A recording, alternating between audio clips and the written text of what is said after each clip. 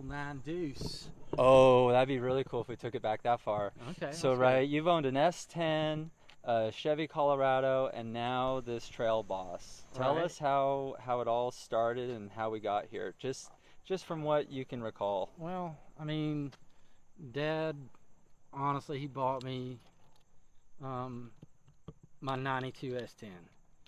And we paid like $6,300 for it in 94.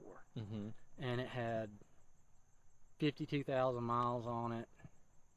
I drove it from 94 until May of 17, and it's got 327,000 miles on it. Wait, go back. You said May of 94 to December of 94 was when we got it, and I drove it until May of 2017.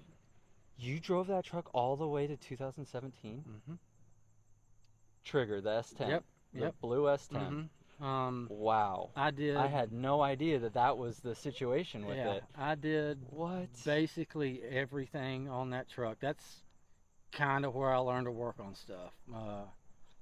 Papa was a mechanic, service writer, paint and body guy. He taught me, and Uncle Jim taught me how to do brakes, change the oil, radiator stuff. I mean, just basic general, mechanic. Yeah, keep it going, keep it nice, it running, reliable. How things work.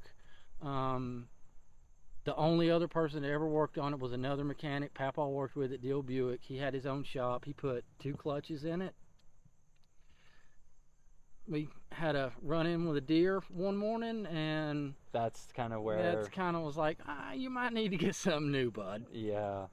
And then that brings us into the newer Colorado, right? What year was that thing? It was a 16. When I bought it in July of 17, it had 4,500 miles on it.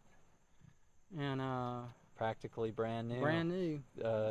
Just driven around, and that person couldn't decide if they loved it or not. Yep. Or maybe they just couldn't afford it. All right. Yeah, that had been a really nice truck right in the beginning there. But when you go from a 92 S10 to a 16 Colorado that's got like satellite radio and a touch screen, I mean, that's where it gets the name Buzz. Well, and like how many generations is that between the original S10? It was a 1992 S10, and there had to have been 2 other revisions before the Colorado came out, right? Yeah, there was like, I think 2 different body styles of the S10, and then they replaced the S10 with the Colorados. Mm-hmm.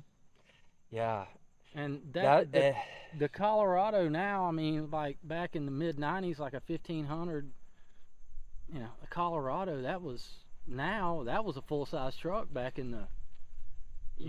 with everything slightly growing, it was considered big for what it was. Exactly. But now it's small because we've got the new Sierras that have stepped up in size. And before we talk about the Sierra, what can you tell us about the Colorado that you liked or disliked? I honestly really liked everything about it. The only downfall was kind of the touchscreen was new technologies in them in 15 and 16, and they had a lot of trouble with them. But I mean, other than that, I remember there was some like ghosting, like some the station would change when we were driving around and things like that. So it had its electrical quirks with it, but I mean, other than that, that was it. Mm-hmm. That was it. It wasn't a big deal. And that truck went from 2017 to where we're at today. Yep. So summer of 2023. We got, 6 years? Yeah. Yeah. Literally pay it off in April and buy this in July. And this would be number 3, Buzz 2.0, I guess. Yeah, Trail Boss. What is the exact model of this Silverado? It's a Silverado 1500 LT Trail Boss. Radiant red.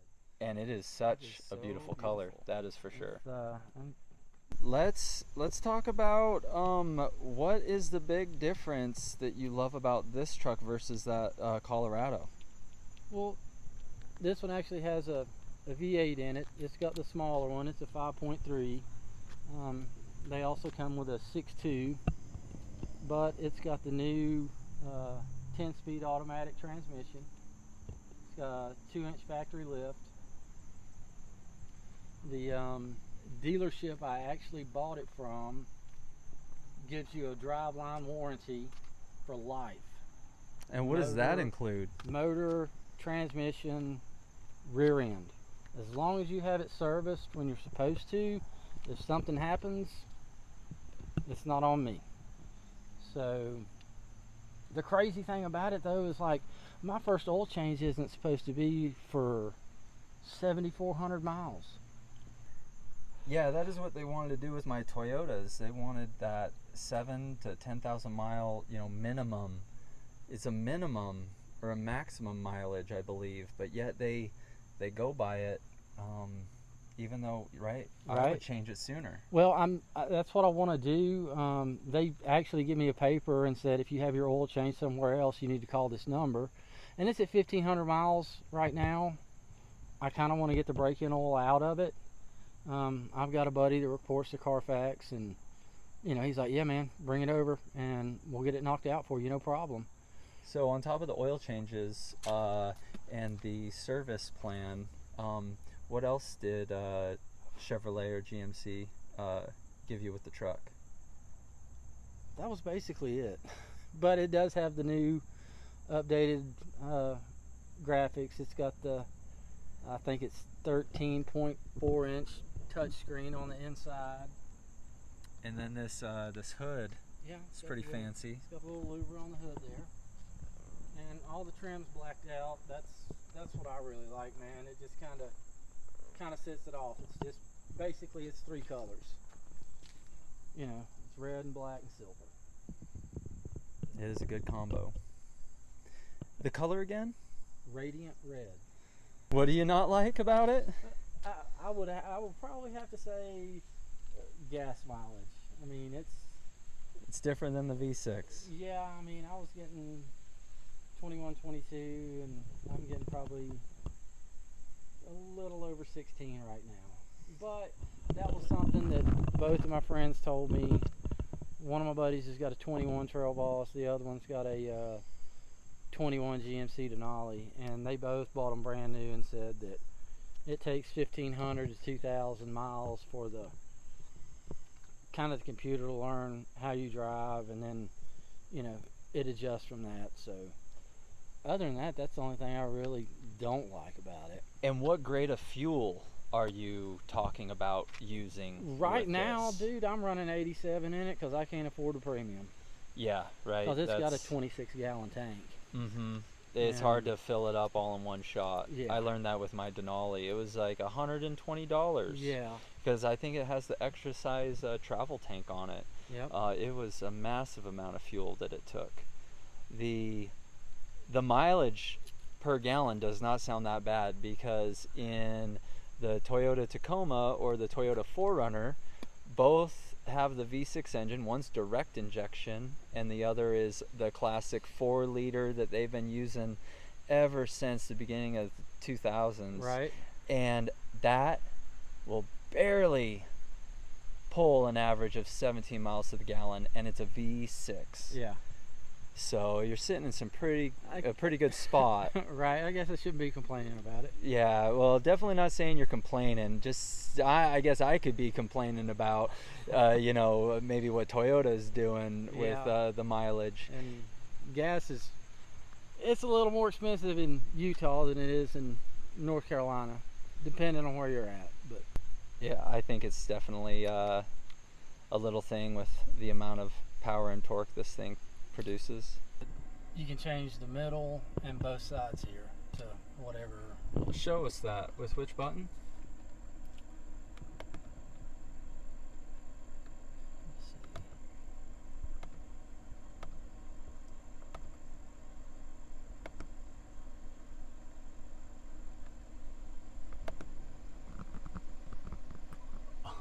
Oh.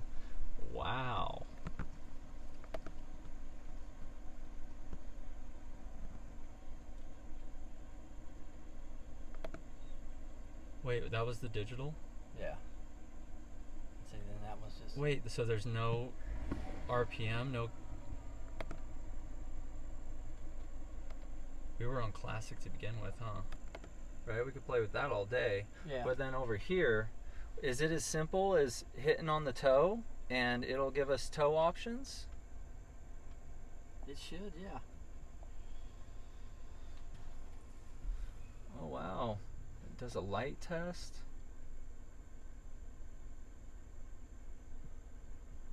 Very cool. We got CarPlay. CarPlay. Google Maps. Oh wow, look how big that is. I mean, if you go through CarPlay and hook it up to your phone, it will. Oh yeah, is it doing something funky? Yeah. Yeah. Stereo. Of One Republic doing Apologize. We're gonna get copyright. Yeah, yeah. And this is something to drive too. I drove it yesterday, and I'm pretty sure a lot of you have felt a brand new vehicle. It definitely feels like a brand new vehicle. It doesn't feel like one of the other generations. They've got a lot of different things in this. I just want to say thank you for taking the time, John, to show us your brand new truck and let us tag along while you're cleaning her up and keeping her nice. Thank you. I've enjoyed doing it. Appreciate it.